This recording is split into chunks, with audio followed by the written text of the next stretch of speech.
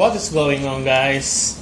It's your boy AdJen back again for another Alchemy Stars video, and for today I will be making my water tier list. And first of all, tier lists are very subjective.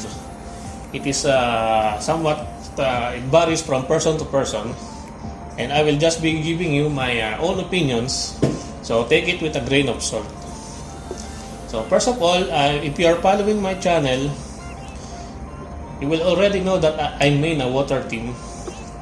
I main a mono water team, and out of all of these water units here, I mostly own all of them except for 3 units, which is Sharona, Rafael, and Pilishai, because as of now I still haven't bought Pilishai from the shop, but I will get her eventually.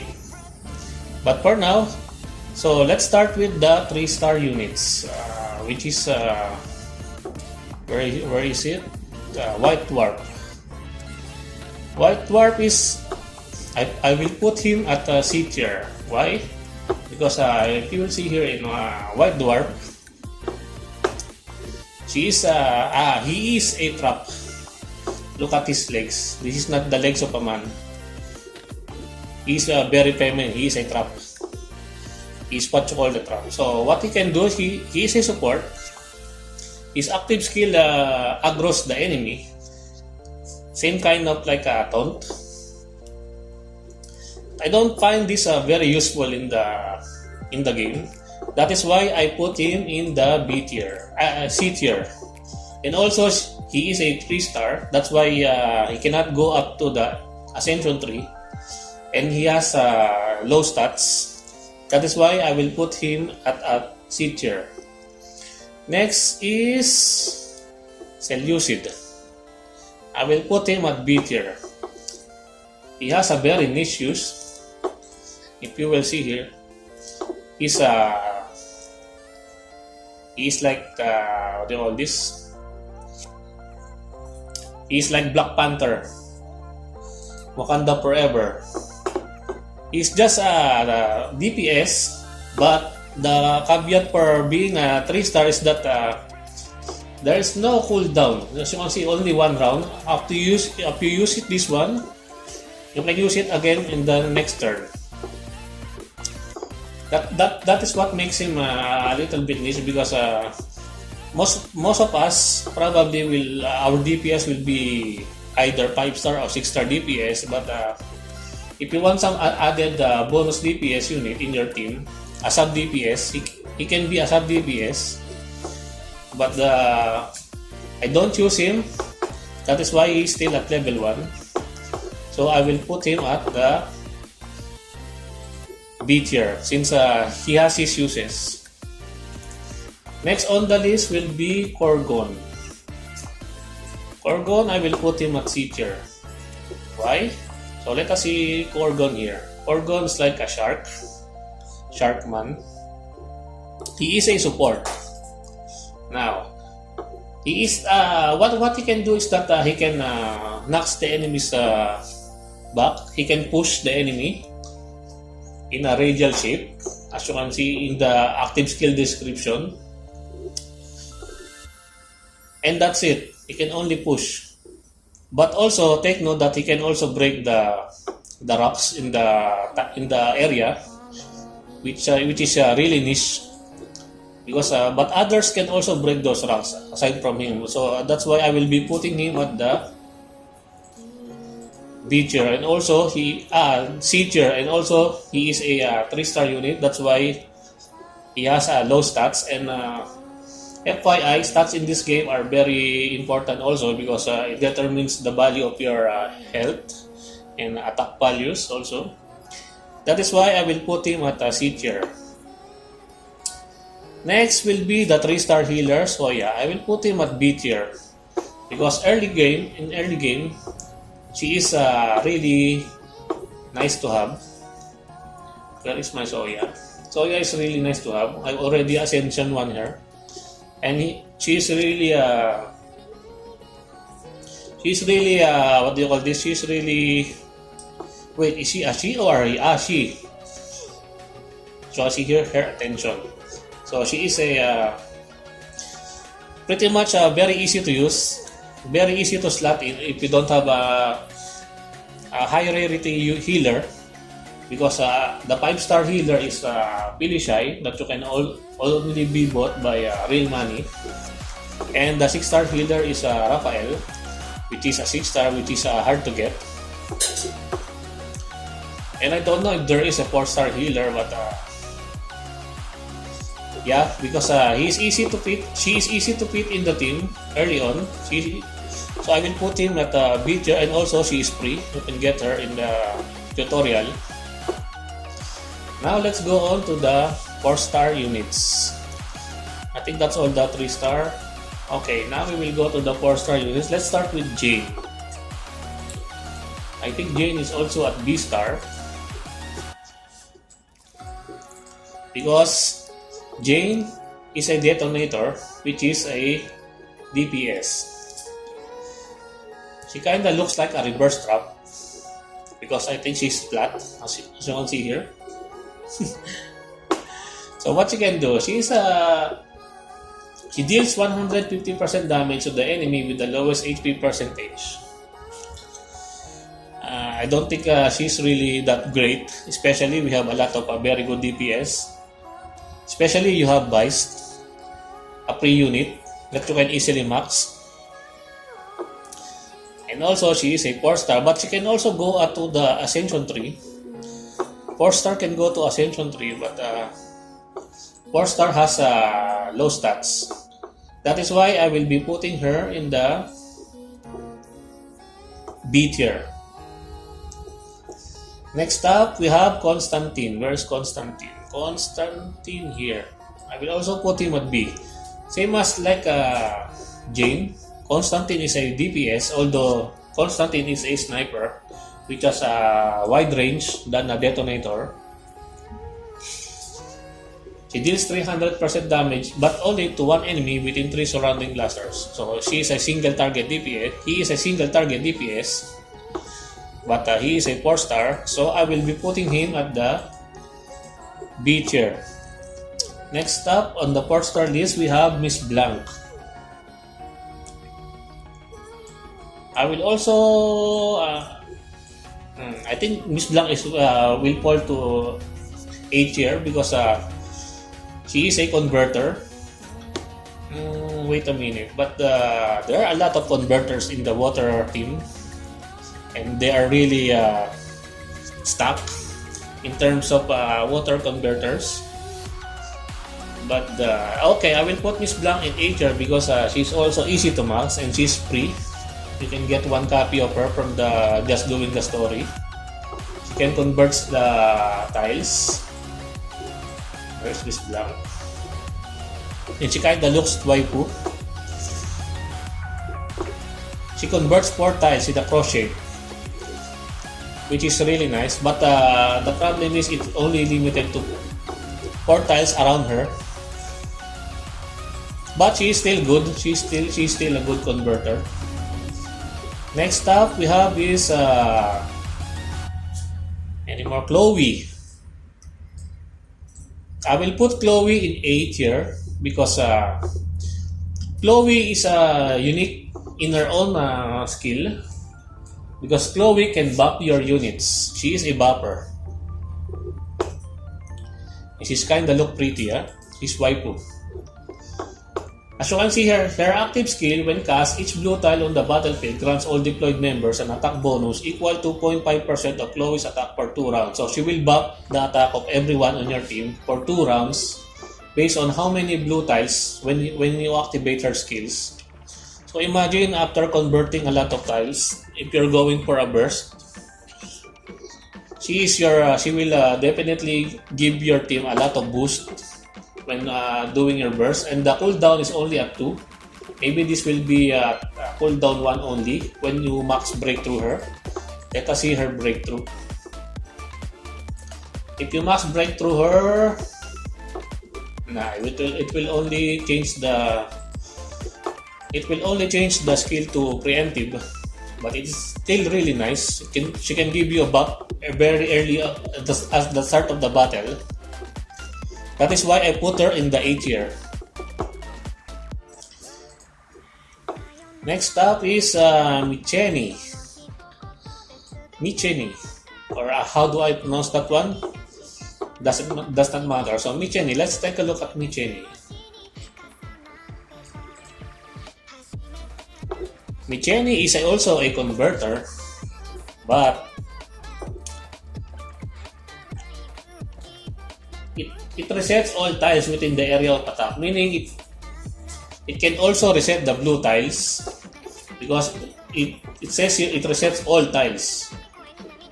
This is not a plus because it will reset most of the tiles, but if there's a blue tiles there in the area of attack, it will also reset. So which is kind of bad. But you can use her. Just use her wisely. And she is a 4-star, so I will put her at the 8 tier.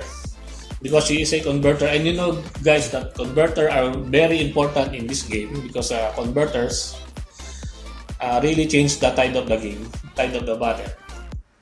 And now that's been said and done, all of the 4 stars are already here. Now we go to the 5-star. Now this is kind of let's go for Vice. I will put Vice at the S tier, simply because Vice is a very strong DPS. She can hit really hard. She can hit multiple enemies. She has long range. And she is free. And you can max her for free. That is why I put her at the S tier. Next up is Barton. Barton I will put at S tier. Barton is really good. I just got him. That's why I have not raised him yet. He is the counterpart of Nemesis from the Thunder team that you play in the tutorial, in the chapter 1. Because as you can see, he can knock back the enemy and he can convert the tile at the cross shape.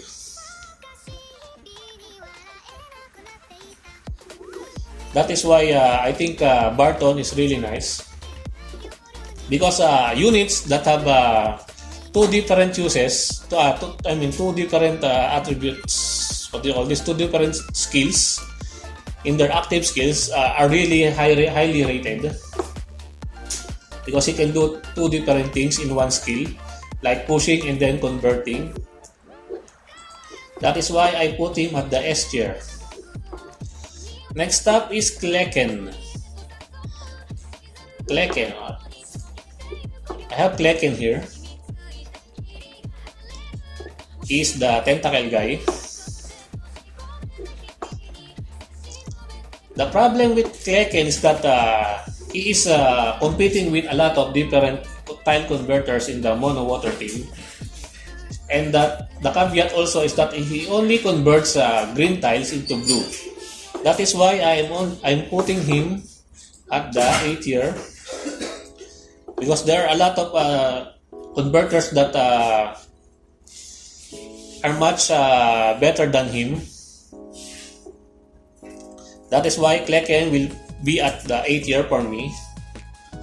Next up, we have Korax. Korax, I have already also Korax here. He is a teleporter. I think he can teleport. Yeah. He teleports to any location and deals damage to enemies in a rectangle shape between the starting point and the destination. So the farther you teleport him, the larger the scale of his attack, the wide of his attack. That is why I think he is really good, but he is only a teleporter and a DPS, sub-DPS. You can say that one. He has a niche use in pretty much in other stages, especially in the Spire dungeon. So I will put him in the... it's hard to choose between S or A. The fact that he is a 5-star,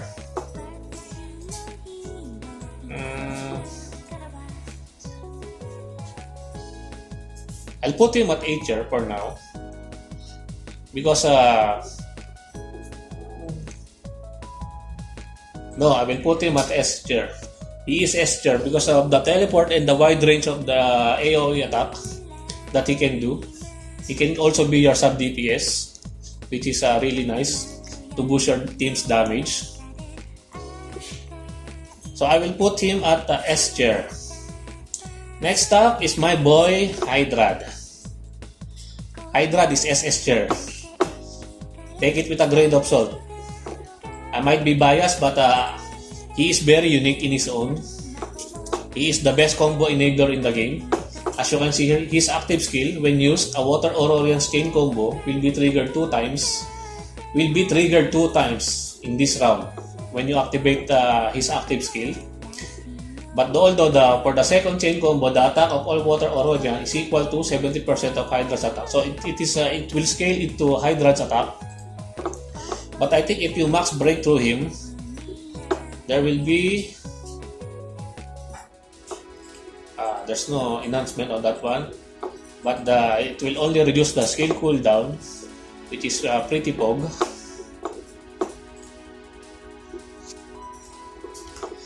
And he's pretty much one of the best supporters in the game. He pretty much doubles your team's output, especially when doing the burst damage on the enemy, especially in the enemy boss. That is why I put him in the SS tier. He's broken, guys. Although he's a 5-star unit, he's still broken.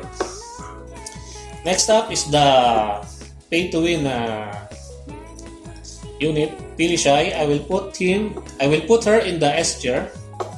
I don't have her because I haven't spent anything yet. But this is her skills.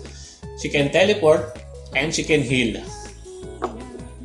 Any unit that can do 2 things at one skill is already at I value them very high. That is why I will put her in the S tier. Now that we are done with the 5-star units, let us now go to the S tier units, which are the highest rarity in the game. So let us first put Sariel. Sariel is the S tier. She is a converter. She converts 2 different colors, the red and green tiles, the nearest one, into blue. And the cooldown is also at very low cooldown also. Not only that, she is waifu, which is really nice. As you can see, she looks pretty good. So I will be putting her at the S tier. Converters are very highly rated because they are really essential in the team. Next is Raphael. I don't have her, but I will put her at the SS tier. Simply because if you will read her skills, as you can see here, recovers the team's HP by 200% of Raphael's attack. Resets all non-blue tiles within 3 surrounding clusters. Non-blue tiles, meaning all tile colors except for blue, she can convert. Red, green, or yellow. She can convert all of those, which makes him pretty broken because most of the converters only has 1 or 2 colors that they convert, which limits their uses. But for Raphael, she converts any tiles surrounding her. And also, not only that, I believe she is the son and she is the daughter of Wolfwood in Trigon. As you can see, her weapon, this is the weapon of Wolfwood. She's kinda kawaii. That is why I put her in the SS tier. She's pretty broken in my opinion. I really want her. If I can get her, I will replace my she will be my mainstay healer in the team. Next up, we have Connolly. Connolly is another sniper DPS.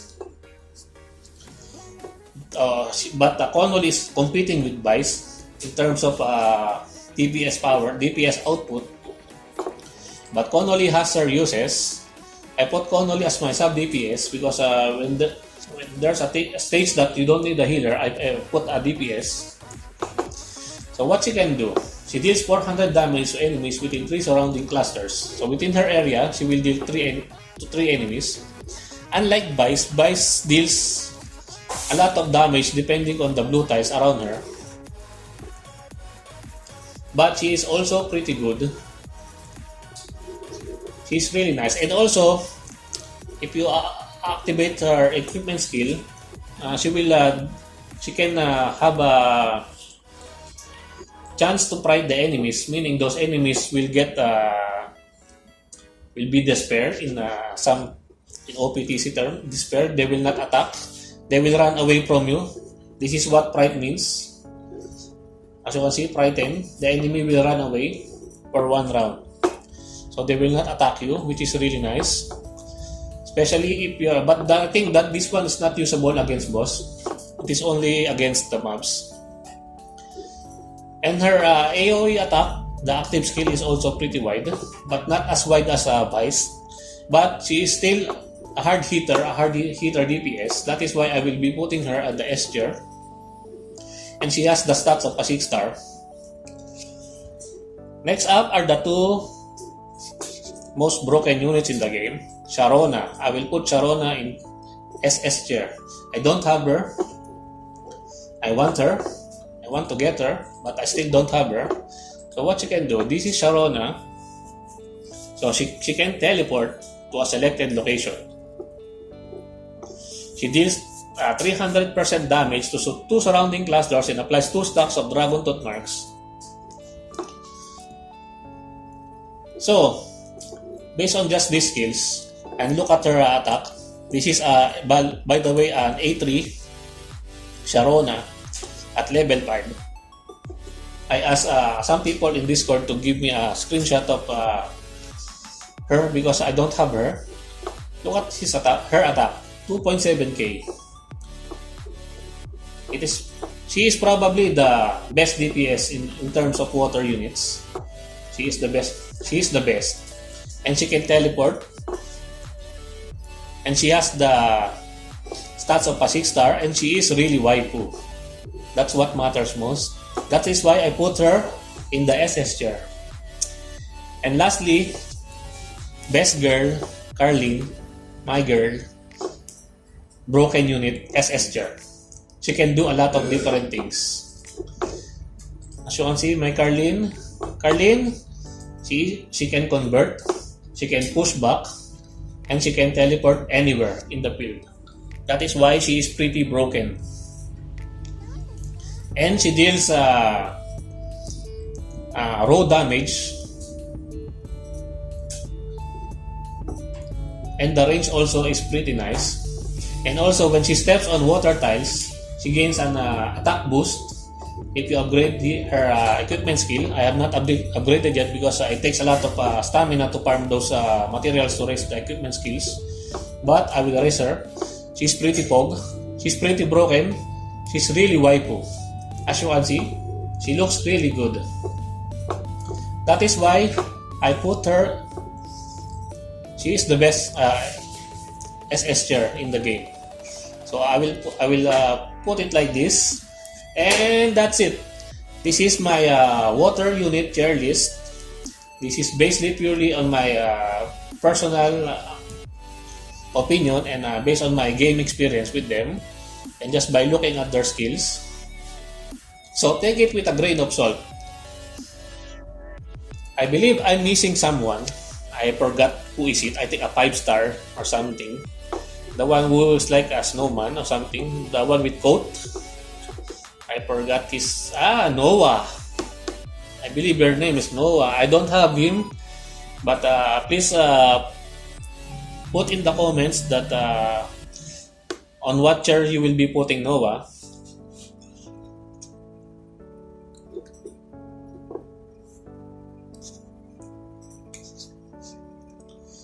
So this is my final tier list rankings. And that's it for today, guys. Hope you enjoyed this video. Please leave a like and subscribe. I would really appreciate it if you could help me grow my channel more. Until next time, peace.